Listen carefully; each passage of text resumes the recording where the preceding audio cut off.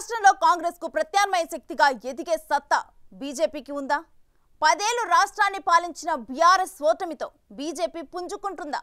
రాష్ట్రంలో కాంగ్రెస్ కు బీజేపీనే ప్రత్యామ్నాయ శక్తి అంటూ పదే పదే కాషాయ నేతలు చెప్పటం ఉట్టి ప్రచారమేనా? బీఆర్ఎస్ ను బీజేపీ రీప్లేస్ చేయగలుగుతుందా? లోక్సభ ఎన్నికల్లో బీజేపీకి పరోక్షంగా సహకరించి తన గొయ్యి తానే తవ్వుకున్న బీఆర్ఎస్ ఇకనైనా దాని నుంచి బయటపడుతుందా లేకపోతే మరింత కూరుకుపోతుందా? Let's watch.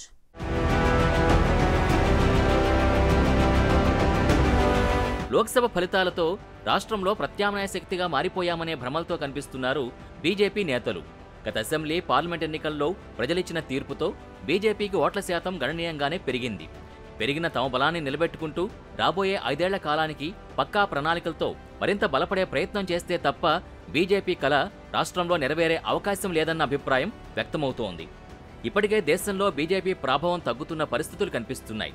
అంతేకాదు వచ్చే 5 ఏళ్ల కాలంలో రాజకీయ పరిణామాలు ఏ విధంగా ఉంటాయో తెలియని నేపథ్యంలో రాష్ట్ర బీజేపీ నేతలు వాపును చూసి బలుపనుకుంటే మాత్రం పప్పులో కాలేసినట్టే అంటున్నారు.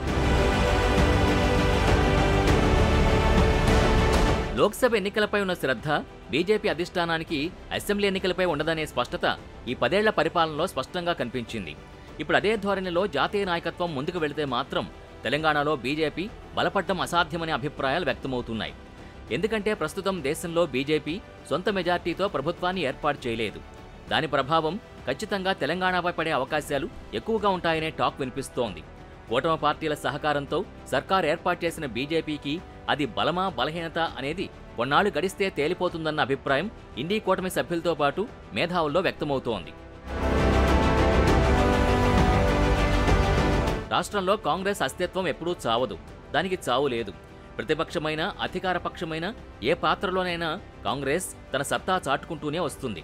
ఆ క్రమంలో ఇప్పుడు రాష్ట్రంలో కాంగ్రెస్కి ప్రత్యామ్నాయం ఎవరు?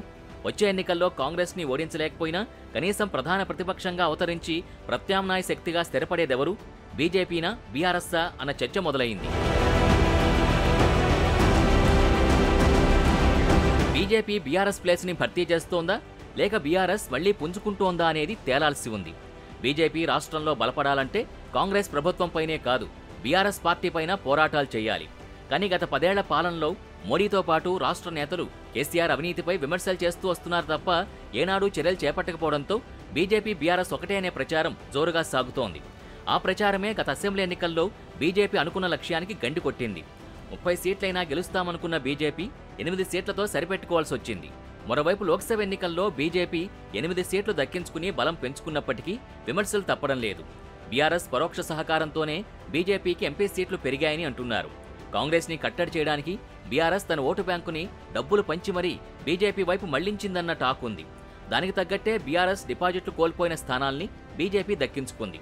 దాంతో బీఆర్ఎస్ బీజేపీ బీ టీం అన్న ప్రచారానికి మరింత ఊతం చేకూరుతోంది.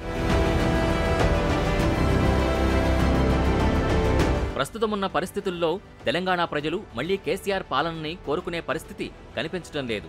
బెడ్రూమ్లో భార్యాభర్తలు ఏం మాట్లాడుకుంటారో కూడా ఫోన్ ట్యాపింగ్ ద్వారా విని ఎంజాయ్ చేసిన కేసీఆర్ పాలనని ప్రజలు మళ్లీ కావాలనుకోరు. ఫోన్ ట్యాపింగ్, కాళేశ్వరం, విద్యుత్ కొనుగోలు, గొర్రెల పథకం, mission Bhagiratha, mission Kakatiya, health, education, liquor, Dalit Bandhu, KCR తలపెట్టిన ప్రతి పథకంలో అవకతవకలు జరిగాయనేది ప్రతి ఇంట్లో ప్రతి ఒక్కరి నోటా వినిపిస్తున్న మాట. ఇట్లాంటి పరిస్థితుల్లో రాష్ట్రంలో బీఆర్ఎస్ మళ్లీ బలపడడం అసాధ్యమే. మరి ఆ పరిస్థితిని బీజేపీ క్యాష్ చేసుకోగలుగుతుందా? బీఆర్ఎస్ స్థానాన్ని రిప్లేస్ చేయడానికి ఇప్పటికైనా వ్యూహాత్మకంగా అడుగులు వేస్తుందా అనేది చూడాలి.